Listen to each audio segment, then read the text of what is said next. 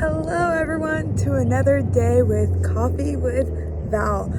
Today, excuse me, I unfortunately, I joked. Anyways, today I actually got my coffee beforehand and drank it all. I full on chugged it today because I was just thirsty for caffeine. You know, finals week coming along and everything. It's a beautiful day, so we are outside today, and today we're just gonna talk a little bit and hang out a little bit. I was gonna do a knock joke, but no one is there. No, just kidding. That is cringy. I am cringy. Yes, I understand. If you watch our YouTube videos, you will know who I am, and you will know that I am a very cringy person. But you know what? It's okay, because that's me, and we're real here. Also, the clouds look so beautiful. Like, oh my goodness, I don't know where you're at, but right now this is the perfect day for me to study and just get work done and everything. But yeah, sure, let's get right into it today. Also, freshest coffee today, like, okay, normally hit or miss, you know, I don't know if you've actually been there, you know, hit or miss on the coffee sometimes, but today was a hit. It was a hit, y'all. I ordered my usual sugar-free vanilla latte, but it was amazing. But anyways, let's get right into it. All right. We're going to be talking a little bit about leadership and continuing that into our talk today. So one of the things that I was reading in one of the books, actually the book that we were talking about last time, if any of y'all actually bought it, my goodness, isn't it amazing? Let me know down in the comments what your favorite section or chapter is right now and what God is really leading you into, because I am just learning and like thirsting into this, kind of like as if it were the Bible, but not the Bible necessarily, but so amazing. And I was reading, leaders who treat money as a means to an end rather than an end in itself can lift their eyes off the team to the higher purpose of their work. Essentially, this is saying that you put money so much at a pedestal that it turns money into the reason why you do things. If you lose the reason why you do things, you are not going to accomplish absolutely anything. I think my example is, as a coach, sometimes you get paid well, sometimes you don't. I necessarily, is it a violation of FERPA there? But I don't necessarily get paid what most coaches get paid. However, if I did it for the money, I would not be coaching. And I'm saying that right now because I absolutely love the sport. I love my girls. But yeah, I mean, I don't do it for the money. The money helps. Money is definitely a tool, but it should not be an idol in what we do.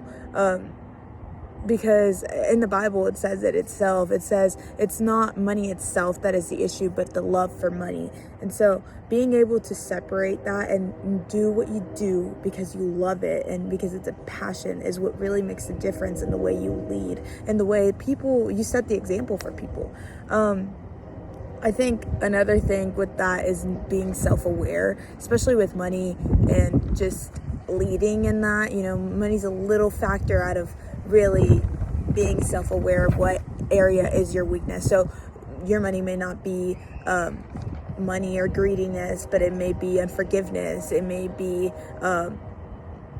being rude or not kind, or really not being able to balance out things in your life, or you know, not listening to people. But being self-aware really brings a self-perception that sometimes you may not get on your own. Sometimes you need an accountability partner, somebody to be with you and literally just say, hey, you need to improve in this because I don't think that was right of you to do that way. And sometimes when we try to be self-aware, if you're so caught up in your own life, like sometimes we all are, you can lose perception of who you are in reality and how your actions are really speaking. And that is what other people around you see. That is what people that are below you are looking at in you. And if you're not demonstrating that, they're not going to follow you. They're not going to let you be their leader. Essentially, like, they're choosing to follow you, because they can go work somewhere else. They can go, in my case as a coach, they can go play somewhere else,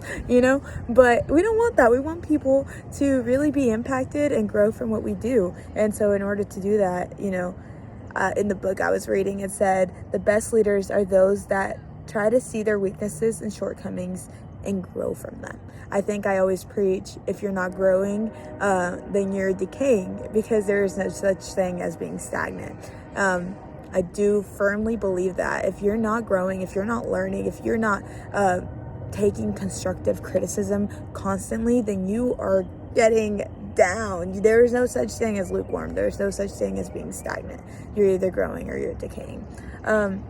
I do think with this self-awareness and growing, there needs to be a balance in what you do, a balance with, again, we come back to that people are looking at you. You are an example. You're setting the standard. And when you're setting the standard, you have to set the standard in how you persevere in hard situations, how you balance out your life in those situations, and how you're really treating people, and how you're demonstrating God in that, and how you treat people, whether it's listening or how you're talking to them through humor, even, because humor is so good. Humor, honestly, who doesn't like a good laugh?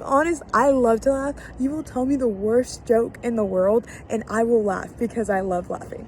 But anyways, I'm a very shy but really outgoing person. I don't know. I took one of those personality tests and I was like an introverted extrovert. I don't know. What are you? Have you taken one of those tests? I don't know. I'm tough.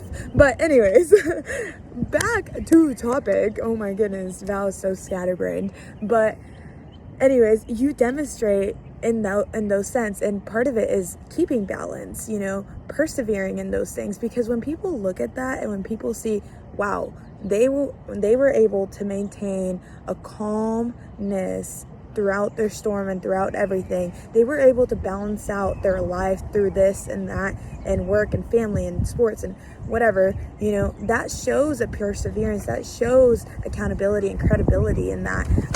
But also the way we treat others with our humor, or with listening, or just the way in general how you respect others shows really. Sometimes you don't even have to, sometimes we try so hard to speak the name of Jesus, and you don't even have to do that. And really, your actions speak louder than words. And sometimes our actions of literally just treating people with respect and setting the standard and the example really proves, hey, being a Christian is different. You should look different than the average person trying to be a leader in a company that really is just looking out for themselves. And you don't really want that. You should always be encouraging people, and your example will encourage others. And in affirming people, I have found that I was reading and I was writing it down because I was like, this is it. But affirmation brings a ton of return on investment in performance and the way people perform in your company, motivation and loyalty. People are willing to be with you when you're being affirmed. Somebody's telling me, great job, Val, you got it, you're killing it. I'm gonna be like, I want to be around this person. They're killing it too, being encouraged is just part of the deal. But all that ties in again with